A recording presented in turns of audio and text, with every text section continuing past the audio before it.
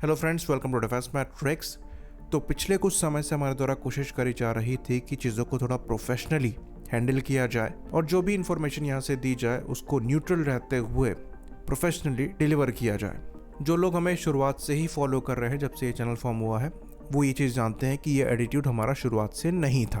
Fact based हम हमेशा से डिस्कशन करते आ रहे हैं, पर यूजुअली हम थोड़ा ब्लंट रहते थे, जिसको हमने सॉफ्टन किया है। इसका नेगेटिव इम्पैक्ट यहाँ पर ये पड़ रहा है कि अगर हम कुछ भी डिस्कस कर रहे हैं, चाहे ये इंडियन वेपन्स के बारे में है, हमारे इंडिजिनस प्रोग्राम में हो रही डिले के बारे में है, या फिर इंडिया की स्लो कैपेबिलिटी बिल्डअप के बारे में डिस्कशन है, इसमें मजे लेने के लिए जो हमारे वेस्टर्न पड़ोसी हैं वो जबरदस्ती कूद पड़ते हैं और कमेंट सेक्शन में गंदगी मचाते हैं। रीज़न ये है इसके पीछे कि हर कोई इनको औकात में रखता है। हमने वो चीज़ छोड़ दी थी क्योंकि पिछले कुछ समय से हमारा ये मानना है कि पाकिस्तान हमारे लिए कोई थ्रेट नहीं है, इसलिए हम अपनी कैपेबिलिटी को इनसे कंपेयर नहीं करते और खाली अपनी ही प्रॉब्लम्स की बात करते हैं क्योंकि हम चाइना को थ्रेट देखते हैं। अब ये अपनी औकात भूले बीच में कूद जाते हैं, हर मुद्दे में कमेंट करना है, हर मुद्दे में इनको अपनी टिप्पणी करनी है। तो आज हम इनको टॉपिक देंगे बैठाकर प्यार से और फैक्ट्स के साथ ही इनको इनकी औकात दिखाएंगे। ये लोग भूल जाते हैं कि जो समोसे की हरी चटनी है ये 3 साल पहले डिफेंस मैट्रिक्स के यहाँ से ही निकली थी। खैर, आगे बढ़ते हैं और डिस्कस करते हैं। तो यहाँ पर जो मेन मुद्दा बनता है ये तेरिस मार्क 1A की डिले से बनता है। तेरिस मार्क 1A जैसा कि हम जानते हैं LCA-30 का एडवांस वेरिएंट है, जिसको इस साल मार्च से ही इंडियन एयरफोर्स को डिलीवर होना था, लेकिन यहाँ पर कुछ टेक्निकल फॉल्ट्स की वजह से और कुछ इंजन डिले और कुछ और कंपोनेंट्स की डिले की वजह से डिले हुई है और अब ये एयरक्राफ्ट अक्टूबर एंड तक इंडियन एयरफोर्स को मोस्ट लाइकली डिलीवर हो सकता है या कुछ और डिले हो सकता है 2025 में ही डिलीवर हो। लेकिन पाकिस्तान का तो JF-17 ब्लॉक 3 सालों से सर्विस में है। पाकिस्तान कितना ज्यादा एफिशिएंट है। रियलिटी यहाँ पर ये है कि ये जो पाकिस्तानी JF-17 ब्लॉक 3 है, ये एक मॉडर्न 4.5 जेन एयरक्राफ्ट के नाम पर पाकिस्तान को चाइना द्वारा दी गई लॉलीपॉप है, जो कि ढंग से कुक भी नहीं हुई थी और वैसे ही इनके मुंह में डाल दी गई है। JF-17 की अगर आप हिस्ट्री उठाकर देखेंगे तो ये एक 21st सेंचुरी का एयरक्राफ्ट है और पाकिस्तान एयरफोर्स की बैकबोन है।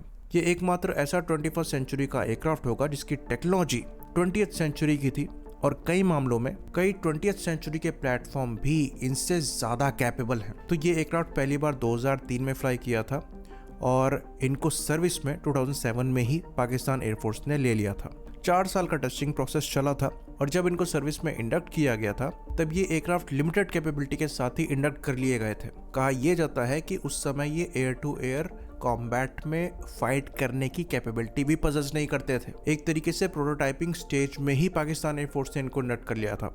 उसके बाद जो लिमिटेड फाइटिंग कैपेबिलिटी इन प्लेटफॉर्म में आई वो ब्लॉक 2 से आई, जिसके अंतर्गत ये कुछ एयर टू एयर वेपन को भी फायर करने में सक्षम हुए और वो प्लेटफॉर्म इनको 2016 के अराउंड ही जाकर मिले हैं। तो एयर फ्रेम जो था JF-17 ब्लॉक 1 का वो खुद का चढ़ा था और ये हम मॉडर्न स्टैंडर्ड के हिसाब से कह रहे हैं। तो जो एयर फ्रेम है ये सेमी मोनोकॉक स्ट्रक्चर में है और ये मोस्टली एल्यूमिनियम एलॉय का बना हुआ है। कुछ जगह पर हाई स्ट्रेंथ स्टील और टाइटेनियम एलॉयज को यूज किया गया है, पर ये आउटडेटेड टेक्निक्स को यूज करने की वजह से यहाँ पर जो एयर फ्रेम की लाइफ है ये खाली 4000 आवर्स की ही थी, जो कि मात्र 25 साल की बताई जाती है। हम यहाँ पर 80s से मिराज 2000s को यूज़ कर रहे हैं और आगे 20 साल और इस्तेमाल करने वाले हैं। वहीं पर JF-17 के एयर फ्रेम की लाइफ ही 4000 फ्लाइट आवर्स की है। हर 1200 घंटे में यानी कि 1200 घंटे में ओवरहॉल करना पड़ता है इस प्लेटफॉर्म को। ब्लॉक 2 में इन्होंने बोला कि भाई ये एडवांस है तो कुछ जगह कंपोजिट मटीरियल्स को यूज़ कर लिया, लेकिन ओवरऑल जो पूरा एयर फ्रेम है ये एल्यूमिनियम अलॉय का ही बना है। ब्लॉक 3 में भी कंपोजिट की मात्रा बढ़ाई गई, पर मोस्टली अभी भी ये एल्यूमिनियम अलॉय का ही एयर फ्रेम है। यहाँ तक कि इस एयरक्राफ्ट में जो fly by wire system use भी किया गया वो खाली पिच एक्सेस के लिए ही था, बाकी कन्वेंशनल कंट्रोल ही दिए गए थे योर रोल के लिए। यहाँ पर F-16 और मिराज 2000 जो कि 70s के आसपास डिजाइन किए गए हैं और 80s से सर्विस में है, उनमें भी proper digital fly by wire control system है, पर इनके JF-17 में ये चीज़ नहीं थी। Duplex fly by wire control system दिया गया था।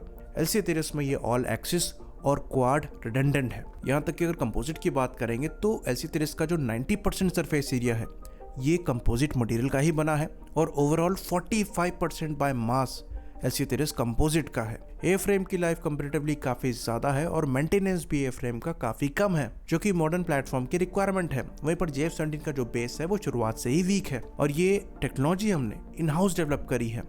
ये चीज़ हम जानते हैं कि JF-17 खाली पाकिस्तान जो है असेंबल करता है, उसे रियलिटी में स्क्रू ड्राइवर गिरी कहा जाता है और ये हम करके छोड़ चुके हैं। हाँ, ये बात और है कि हम उसे लाइसेंस मैन्युफैक्चरिंग कहते थे, यहाँ पर पाकिस्तान द्वारा इसे जॉइंटली डेवलप्ड इंडिजिनस फाइटर कहा जाता है। तो LCA-30 कम्प्लीटली इंडिजिनस डिज़ाइन है, जिसमें सपोर्ट ज़रूर लिया गया है डसॉक का, लेकिन ये हमारी R&D है और 50% के अप्रॉक्स यहाँ पर इंडिजिनस कंपोनेंट हम यूज़ करते हैं, जिसको बढ़ाया जा रहा है 60% के अप्रॉक्स में, और जो फ्यूचर प्रोजेक्ट्स हैं इनमें ये परसेंटेज और भी ज़्यादा बढ़ाया जाएगा। JF-17 की औकात की बात करें तो पाकिस्तान के retired air commodore Jamal Hussain द्वारा ये खुद कमेंट किया गया था कि पूरे JF-17 प्रोग्राम में पाकिस्तान का जो कंट्रीब्यूशन है ये मुश्किल से 10% है। और ये चीज़ हम जानते हैं कि PSC कमरा द्वारा खाली एयरक्राफ्ट को असेंबल किया जाता है, मात्र कुछ कंपोनेंट्स को ये लोकली प्रोड्यूस करते होंगे, पर जो मेजर कंपोनेंट्स हैं ये चाइना द्वारा ही इनको भेजे जाते हैं। तेजस के केस में ज़्यादातर कंपोनेंट्स हम खुद बना रहे हैं, जो नहीं बना रहे हैं उनको इंडिजनाइज करने की कोशिश कर रहे हैं, पर फिर भी कुछ मेजर कंपोनेंट्स हमारे बाहर से आते हैं, जिसमें सबसे बड़ा जेट इंजन है, जो कि अभी हमारे लिए प्रॉब्लमेटिक बना हुआ है, पर हम इस पर काम कर रहे हैं, अच्छा खासा फंड भी लगा रहे हैं और मोस्ट लाइकली फ्यूचर में हम इस इशू को भी सॉर्ट आउट कर लेंगे। इंजन ही की बात करें तो पाकिस्तान का केस ये है कि अगर चाइना से सब ठीक है, लेकिन रशिया बोल दे कि भाई हम इंजन नहीं दे पा रहे हैं, तो ना इनके आका कुछ कर पाएंगे, ना पाकिस्तान कुछ कर पाएगा। इनके पास फ्यूचर में भी कोई सॉल्यूशन नहीं है इस इंजन के लिए, उल्टा चाइना के पास ही जाना पड़ेगा, जो कि अपनी एक सस्ती कॉपी इनको दे देगा, जिसे WS-13 कहते हैं, जो कि पाकिस्तान के लिए कभी प्रेफरेंस था ही नहीं, क्योंकि ये ऑप्शन पहले से मौजूद था, लेकिन पाकिस्तान द्वारा RD-93 इंजन को ही चूज किया गया, जो कि रशिया द्वारा सप्लाई किए जाते हैं। तो अगर मजबूर पाकिस्तान इस इंजन को अवॉइड कर दे रहा है, तो इस इंजन की एक्चुअल औकात क्या होगी वो यहीं से पता लग जाती है। तो इंजन को लेकर ये खुद एज पर चल रहे हैं, घर में खुद के आग लगी है, लेकिन पानी यहाँ डालने आ रहे हैं। और ये चीज़ भी हम यहाँ पर क्लियर कर दें कि ये एकदम थर्ड क्वालिटी का इंजन है। ये RD-33 का ही एक वेरिएंट है, जिसको फर्दर थ्रस्ट के लिए बढ़ाया गया है, जिसकी वजह से इसकी जो ओवरऑल सर्विस लाइफ है वो और थर्ड क्लास हो गई है। मात्र 2000 घंटे की इसकी सर्विस लाइफ बताई जाती है। ओरिजिनल RD-33 की 4000 घंटे की बताई जाती है, और उसी के अपग्रेडेड 3 सीरीज के इंजन हमारे MiG-29 UPG में इस्तेमाल किए जाते हैं, और सबसे एडवांस RD-33 MK इंजन्स हमारे MiG-29K में इस्तेमाल किए जाते हैं, जिनको हम खुद कहते हैं कि एकदम मॉडर्न स्टैंडर्ड के नहीं है। ये उसके भी थर्ड क्लास वेरिएंट को यूज करते हैं, जहां पर सर्विस लाइफ बिल्कुल खराब है। यहाँ तक कि इन इंजन में full authority digital engine control तक नहीं दिया गया है, और ये इंजन इनके JF-17 ब्लॉक 3 में यूज होते हैं, जिनको ये 4.5 जन एयरक्राफ्ट कहते हैं। और ये तो इनके इंजन की औकात है। वहीं पर इंडिया द्वारा जो GE F404 IN-20 इंजन हमारे LCA-30 और 30 Mark 1 में इस्तेमाल किया जा रहा है, ये F404 का सबसे एडवांस वेरिएंट है, जो कि प्रॉपर फेडेक कंट्रोल के साथ आता है, और जो सर्विस लाइफ है वो 4000 आवर्स के भी ऊपर की मिलती है। लेकिन तब भी हम सेटिस्फाइड नहीं है, हमको बेटर थ्रस्ट वाला इंजन चाहिए, जिसके लिए हम इंडिजिनस इंजन्स को डेवलप कर रहे हैं। और ये लोग थर्ड क्लास इंजन के साथ खुश हैं, कम से कम चाइनीज तो नहीं है। और यहीं से पता लग जाता है कि चाइनीज WS-13 इंजन की क्या औकात होगी, कि ये RD-93 जैसे थर्ड क्लास इंजन को उसके ऊपर प्रेफर कर रहे हैं। खैर, अब यहाँ से आगे बढ़ते हैं और बात करते हैं JF-17 ब्लॉक 3 की 4.5 जन कैपेबिलिटी की। तो JF-17 ब्लॉक 3 इनका 4.5 जन प्लेटफॉर्म है, जो कि एक अपग्रेड है JF-17 ब्लॉक 2 का, और इसमें जो पार्टी पीस लगा है ये एक AESA रडार है। जब JF-17 ब्लॉक 3 सर्विस में आया था तो पाकिस्तान एयरफोर्स का पहला ऐसा एयरक्राफ्ट था जिसमें AESA रडार लगा हुआ था। तो ये रडार KLJ-7 का AESA वर्जन है। इसे KLJ-7A भी कह दिया जाता है। ये अपने आप में एक अनोखा ऐसा रडार है जो कि एयर कूल्ड AESA है। यूजुअली जो AESA रडार्स होते हैं ये लिक्विड कूल्ड होते हैं। जितना ज़्यादा कूलर रडार रहेगा उतना बेटर उसकी परफॉर्मेंस रहती है। इवन जो मॉडर्न AESA रडार है इनमें अच्छी खासी अमाउंट की पावर इन रडार को कूल रखने में ही जाती है, क्योंकि वहीं पर आपको परफॉर्मेंस अच्छी मिलती है। और यहाँ पर ये जो रडार इस्तेमाल किया गया है ये एयर कूल्ड है, यानी कि यहाँ पर आपको काफ़ी poor mean time between failure और मीन टाइम टू रिकवरी मिलेगा। रेंज भी आपको लिमिटेड मिलेगी। कहा जाता है ये 110 से 150 किलोमीटर के अप्रॉक्स की है, पर एग्जैक्ट रेंज कोई डिस्कस नहीं करता है। बाकी मल्टीपल मोड साइमल्टेनियसली यहाँ पर इस्तेमाल किए जा सकेंगे, इसकी पॉसिबिलिटी भी कम ही नजर आती है। कंपेरेटिवली बात करें 30 Mark 1A की, तो यहाँ पर शुरुआत में इजरायली एल्टा 2052 AESA रडार लगेगा, जो कि एक लिक्विड कूल्ड AESA रडार है और कॉम्प्लेक्स कूलिंग मैकेनिज्म को यहाँ पर इस्तेमाल किया गया है। तो ये लिक्विड कूल्ड रडार प्रूवन है।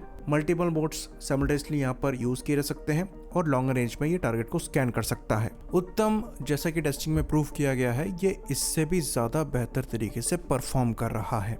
वहीं पर जो JF-17 ब्लॉक 3 का KLA-7 एयर कूल्ड AES से रडार है वो एक तरीके से AES से चूरन है। तो अगर आप फ्यूचरिस्टिक टेक्नोलॉजी की बात कर रहे हैं तो जो रिलायबिलिटी है वो बेस बनता है और JF-17 का जो बेस है वही हिला हुआ है हर डायरेक्शन में। चाहे हम इंजन की बात कर लें, चाहे हम एयरफ्रेम की बात कर लें, चाहे हम रडार की बात कर लें, ये सब के सब पुअर रिलायबिलिटी का एग्जाम्पल है। ना ही इनके द्वारा कंपोजिट ढंग की मात्रा में इस्तेमाल किए जाते हैं, ना ही इनका इंजन फेडेक कंट्रोल के साथ आता है या बेटर सर्विस लाइफ के साथ आता है, ना ही इनका रडार रिलायबल है, जहां पर मीन टाइम बिटवीन फेलियर और मीन टाइम टू रिकवरी ये सब बहुत पुअर है।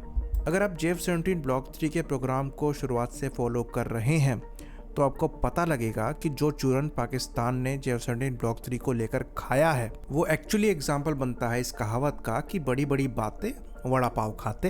तो जब JF-17 ब्लॉक 3 का प्रोग्राम चल रहा था तब कहा जा रहा था कि इसमें IRST सेंसर को ऐड किया जाएगा, इसमें इनबिल्ट जैमर्स होंगे, PL-15 मिसाइल लगा दी जाएगी। पर जब एयरक्राफ्ट मिला तो वहां पर ये एयर कूल्ड रडार था, मुश्किल से मिसाइल अप्रोच वार्निंग सेंसर को लगा दिया गया था, रडार वार्निंग रिसीवर थोड़ा सा अपग्रेड कर दिया गया, कॉकपिट वही का वही रखा गया, इनबिल्ट जैमर्स का नामो निशान नहीं था, इनबिल्ट छोड़िए एक्सटर्नल जैमर्स भी नहीं देखे गए। बाकी PL-15 मिसाइल को आज तक JF-17 के साथ लगा नहीं देखा गया है। कहा जा रहा था 400 किलोमीटर दूर टारगेट को मार देगा, फिर बाद में टोन डाउन होकर 140 किलोमीटर पर आए, अब वो भी नहीं दिखाई देता है। बाकी पुराने JF-17 जो है ये पहले से चाइनीज KG-600 या फिर 700 सीरीज के जैमर्स को इस्तेमाल करते आ रहे हैं, वही JF-17 ब्लॉक 3 में भी कैरी फॉरवर्ड हो रहा है। वहीं पर LC-30 के लिए स्पेशली सेल्फ प्रोटेक्शन जैमर को डेवलप किया गया है जो कि AES से जैमर है। वहीं पर अगर आप JF-17 की एयर टू एयर कैपेबिलिटी की बात करेंगे तो एकमात्र वहां पर जो अपग्रेड हुआ है ब्लॉक 3 में वो खाली क्लोज कॉम्बैट मिसाइल को लेकर हुआ है, जिसके अंतर्गत ये PL-10E मिसाइल को फायर करने में सक्षम है। PL-15 का नामो निशान यहाँ पर नहीं है, मात्र PL-12 BVR मिसाइल को ये फायर कर सकते हैं, जिनकी रेंज जो है ये इवन पुरानी R-77 से भी कम बताई जाती है। कंपेरेटिवली LC-30 से अस्त्र मार्क 1 मिसाइल इंटीग्रेट हो चुकी है, जो कि इनके F-16 ब्लॉक 52 से फायर होने वाली AIM-120 AMRAAM C5 वेरिएंट से भी ज़्यादा बेहतर मिसाइल है और नेटवर्किंग एनवायरनमेंट में भी इस्तेमाल करी जा सकती है, जिसके लिए LC-30 पूरी तरीके से कैपेबल है। वहीं पर बात करें JF-17 ब्लॉक 3 की तो डेफिनेटली यहाँ पर भी डेटा लिंक को दिया गया है, जो कि पाकिस्तानी डेवलप्ड लिंक 17 है। ये data link network centric operations को परफॉर्म करने की औकात नहीं रखता है। वहीं पर इंडिया द्वारा जो बीनेट इस्तेमाल किए जाते हैं वहाँ पर लेटेंसी रेट लो है, डेटा ट्रांसफर रेट हाई है, जिसकी वजह से नेटवर्क ऑपरेशंस को परफॉर्म किया जा सकता है। और यही कारण है LC-30 अपनी मिसाइल को फायर करके दूसरे एयरक्राफ्ट से भी गाइड करा सकता है, जो कि JF-17 नहीं करा सकता। तो फ्यूचर प्रूफिंग JF-17 में है ही नहीं। नेटवर्क ऑपरेशन को JF-17 ब्लॉक 3 भी परफॉर्म नहीं कर सकता। तो JF-17 ब्लॉक 3 खाली नाम का 4.5 जन प्लेटफॉर्म है, ना ही ये रिलायबल है, ना ही ये नेटवर्क ऑपरेशन को परफॉर्म कर सकता है और ना ही ये मॉडर्न वेपन्स को फायर करने में सक्षम है। तो ये एक बच्चा बनकर तैयार हो गया है जिसके हाथ पैर काम नहीं कर रहे हैं, लेकिन अब बन गया है तो दबा के प्रोडक्शन चल रहा है। ये एक ऐसा यूनिक एयरक्राफ्ट है जिसमें जो रिफिलिंग प्रोब है उसको आप निकाल सकते हैं। तो एयर टू एयर रिफिलिंग एक ऐसी कैपेबिलिटी है जो कि आपको हर समय चाहिए होती है। हो सकता है किसी मिशन को आप परफॉर्म कर रहे हो जहां पर आपको जरूरत से ज्यादा फ्लाई कराना पड़ जाए और आपका जो फ्यूल है वो बिंगो लिमिट के नीचे चला जाए, उस समय आपको एयर टू एयर रिफिलिंग की रिक्वायरमेंट पड़ेगी। लेकिन यहाँ पर आप रिफिलिंग प्रोब को भी निकाल सकते हैं। इसका क्या लॉजिक है ये समझ में नहीं आता। रीजन जरूर समझ में आता है कि हो सकता है यहाँ पर जो air to air refilling probe लगाया गया हो उसका इम्प्लीमेंटेशन सही ना हुआ हो और वो इस एयरक्राफ्ट की एरोडायनामिक कैरेक्टरिस्टिक्स को अफेक्ट करता हो, जिसकी वजह से उसे एज एन ऑप्शन ही यहाँ पर रखा गया है। तो ये लोग एक ऐसा यूनिक एयरक्राफ्ट ऑपरेट करने के बाद जो कि इनकी बैकबोन है, यहाँ पर आकर हंसते हैं कि हमारे प्रोग्राम में थोड़ी सी डिले हो गई, जबकि हम एक future proof world class capability को डेवलप कर रहे हैं। तो हम यहाँ पर मुंह उठा के कुछ भी सर्विस में इंडक्ट नहीं कर रहे हैं कि बन गया है चलो लाओ जैसा है वैसे ही रख लेंगे। हम यहाँ पर अपना समय ले रहे हैं और ये हमारी फ्यूचर प्रूफिंग है। आपकी औकात ही नहीं एग्जिस्ट करती है कि आप वो कर पाओ जो हम कर रहे हैं। आने वाले 10 सालों में हम जिस सिचुएशन में होंगे उससे आपको डरना चाहिए कि हमारी कंट्री कोई स्टेप नहीं ले रही है। हम आज भी कटोरा लेकर जो मिल रहा है उससे ले रहे हैं। 5th जनरेशन के नाम पर J-31 जैसे एयरक्राफ्ट को हम प्रिक्योर कर रहे हैं, जो कि बेयरली 5th जनरेशन है। आज आप कह सकते हैं कि हमारे पास 5th जनरेशन एयरक्राफ्ट पहले इंडिया से आ जाएगा, लेकिन कल को जब इंडिया द्वारा 5th जनरेशन प्लेटफॉर्म को यूज़ किया जाएगा तो आपका जो 5th जनरेशन फाइटर होगा कंपैरिजन में, वो एक गिमिक 5th जनरेशन फाइटर ही रह जाएगा, क्योंकि वहाँ पर भी कोई फ्यूचर प्रूफिंग नहीं है। वो फाइटर भी चाइना द्वारा एक्सपोर्ट के लिए ही बनाया जा रहा है, जैसे कि JF-17 है जो कि नाम का 4.5 जन एयरक्राफ्ट है, वैसे ही J-31 भी नाम का 5th जनरेशन एयरक्राफ्ट है। कैपेबल जरूर साउंड कर रहा है, पर रफाल जैसे प्लेटफॉर्म भी उसे काउंटर करने में सक्षम होंगे। प्रॉपर 5th जन एयरक्राफ्ट के सामने J-31 की कैपेबिलिटी भी क्वेश्चनेबल रहेगी। तो औकात देखकर आदमी को मुंह खोलना चाहिए। यहाँ पर अगर आप आ रहे हो तो कुछ इनपुट लेकर जाओ। अगर दांत फाड़ने यहाँ पर आ रहे हो, फालतू के कमेंट करने आ रहे हो, चाइना को डिफेंड करने आ रहे हो, तो जहाँ पर हो वहीं रह जाओगे। वैसे आप लोग कुछ कर भी नहीं सकते, यहीं आके थोड़ा हंस लेते हो। रियल लाइफ में रोना ही लिखा हुआ है, तो यही सही। आपके निवाले का तो आपकी आर्मी हथियार ही ले आती है। खैर, इसी बात पर इस वीडियो को भी हम ख़त्म करेंगे। लाइक करिए, सब्सक्राइब करिए और शेयर ज़रूर करिएगा। जय हिंद।